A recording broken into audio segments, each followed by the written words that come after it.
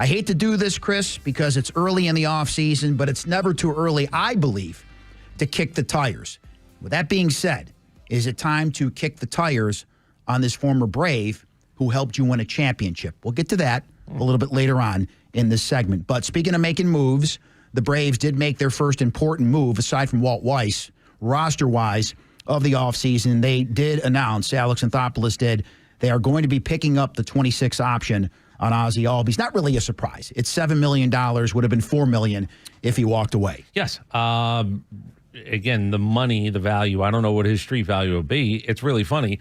Ozzie would like to stay here. He wants to play for the Braves. But he would have made more money had the Braves actually not picked up the option.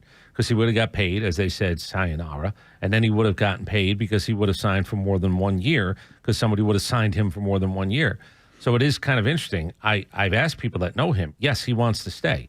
But he doesn't get a bite at the free agency apple because they did pick it up. Now, is there a possibility of a trade somewhere coming up this offseason? Is he possibly going to be included in that? Don't know. Don't know what line they're throwing out. You know, they're on the side of the boat or off the pier. What is it they're looking for? And might somebody say 1 year of Ozzie with a second option coming up? And another note worth mentioning, we just found out, according to John Heyman in New York, the Braves, this isn't really a surprise either, they're picking up Chris Sale's $18 million option. That's a lot of money, man. That's a lot of money. That's a heck of a sacrifice.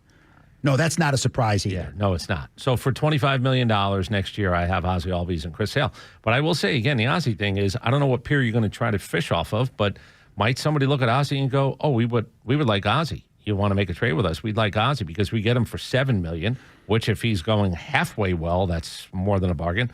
But they'll still get another option on top of that. So you have Chris Sale, you have Ozzie Albies. What is next? Alex Anthopoulos did join Chuck and Chernoff yesterday afternoon. There goes the budget. A conversation you can hear in its entirety at 680thefan.com and the Fan app. Here's what he had to say about the next priority. It is definitely a priority for us. That goes without saying. Shortstop. Look, we obviously claimed Kim for a reason last year, knowing that he had a chance to be a free agent, but getting to know him and seeing what it would look like. So, I understand everything I'm saying here is going to get taken and parsed and so on. So you guys know I choose my words carefully and selectively. It is a priority for us. So shortstop is a priority to no one's real surprise. So is it going to be Kim? That's the question. Is he playing hard to get, or did he actually break up with us and say, don't you call me ever again, lose my number? I don't know. It does feel like you brought him in so he can get to know you, and he got to know you, and you got to know him, and now he said, yeah, here's what I'm going to say. I think I want to date around. I think we need an open relationship, at least for now. We might settle up and be monogamous again. But there was no shock to me that he was going to look to pitch, speaking of fishing lines, he was going to throw his right into the free agency. I want to see if the grass is greener on the other side. So we know about the rumor that we addressed yesterday. There was talk that Danny Lehman, the job was his, the Dodgers bench coach. Terry McGurk allegedly wanted, through Alex Anthopoulos, John Gibbons to be the bench coach, and Danny Lehman balked at that. Next thing you know, Walt Weiss is the manager. Alex Anthopoulos, again, with Chuck and Chernoff yesterday, talked about that. I got to tell you, I saw that, and that literally, I've been in baseball since 2000, might be the most insane theory I've ever seen or heard in my life. One thing I love about this place is that I have total autonomy and total. Now, when it comes from a payroll standpoint and spending money I don't have, yeah, I got to get sign off. And I still report to people and report to Terry McGurk and so on. But when it comes to baseball operations decision, like, I got to tell you, I'm beside myself that someone even speculated that or even thought that. Every decision from a baseball operations standpoint, the way, and that's why this place is a great place to work if you're a general manager or president of baseball ops. You have autonomy to make the baseball choices here, baseball decisions here, and I think that's the way it's always been. I think that's why this place has been successful for so long.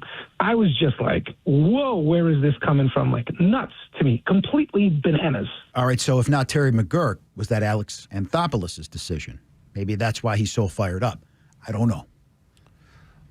His decision where John Gibbons was going to be the bench coach. Right, it wasn't Terry McGurk. It was Alex Anthopoulos who wanted that. Okay, but Danny Lehman said no because that was his... The proposition. Well, that's the story making the rounds that he shot down, saying Terry McGurk had nothing to do with it. I will playing say, the semantics game, but something to think about. I'll say this: he was so emphatic about it because he went to that's the biggest whatever, biggest, not insane, the fourth biggest, he said, not the what seventh. It was, yeah. It's the most insane, biggest whatever. He's been around baseball since 2000. Okay, so once you go that emphatic, unless you're really willing to risk everything and have everything you say going forward be looked at more than side-eye, as in you're a liar, I don't believe, here's what I would say. Here's how I would answer that. Let's say it was a rumor that Terry McGurk said, no, we will only do this and this on the bench for the Atlanta Braves.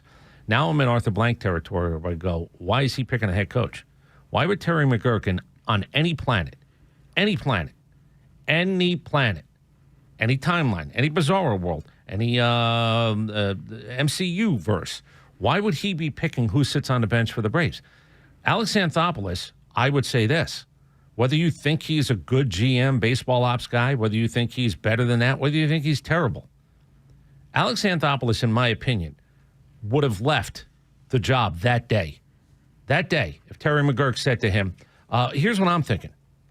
That guy, the manager, that guy, the bench coach. Alex Anthopoulos, if he's half the guy that I think he is, would have quit that day if any of that was true. And again, I'll go back to, why is Arthur Blank picking a football head coach? Why would Terry McGurk pick a manager or a bench coach or a hitting coach or anybody? If he's doing that, Alex Anthopoulos should pack his bags and get the hell out of Dodge and go sell cars.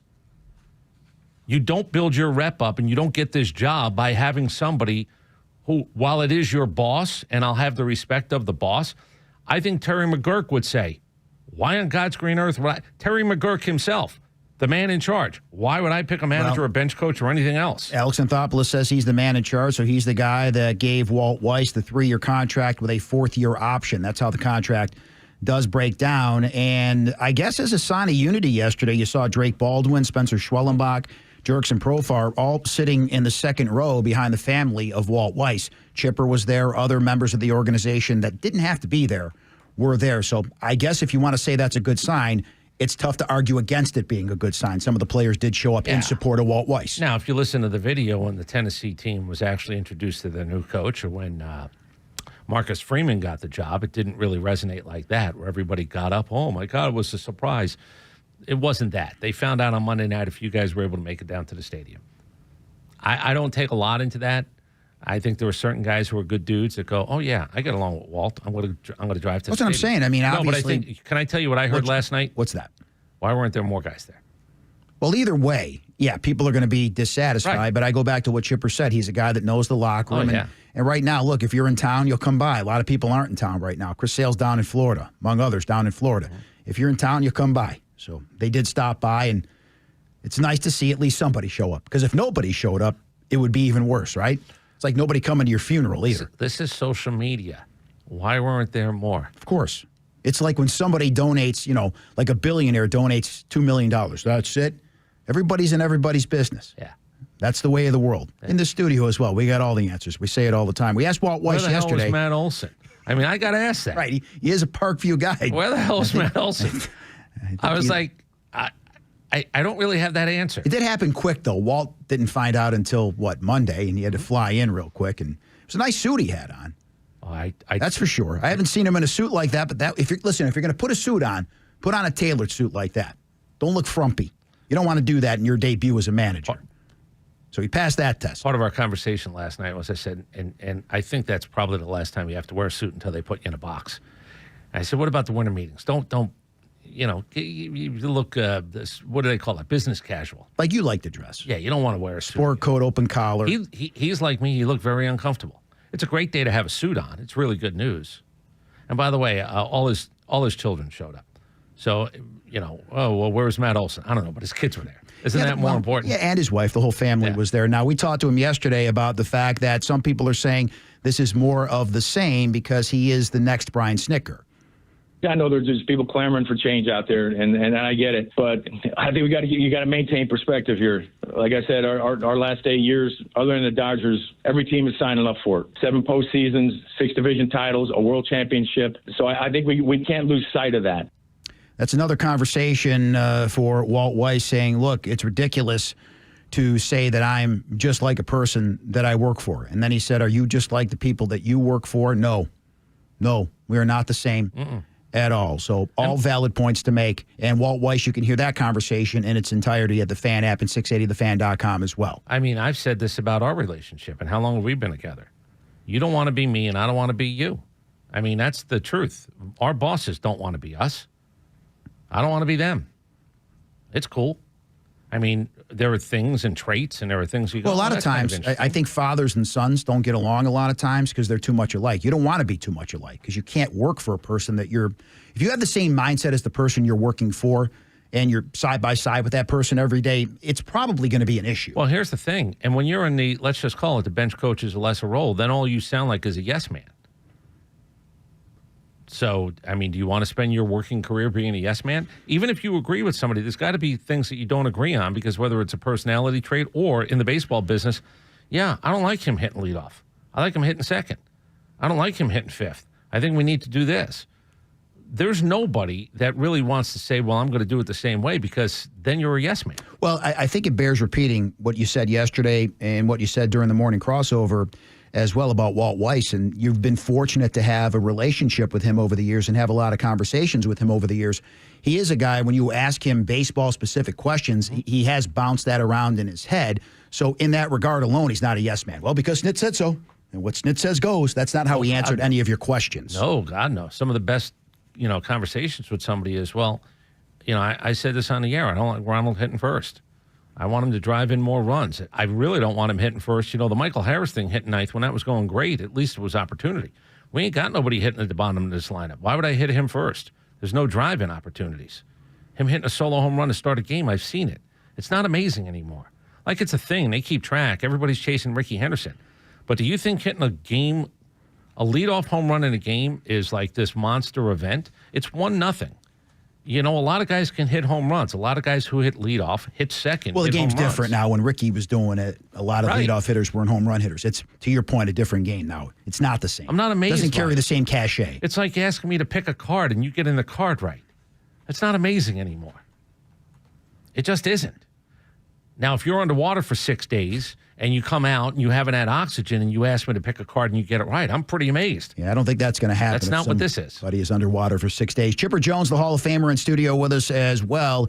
And he talks about maybe seeing more of the ballpark next year.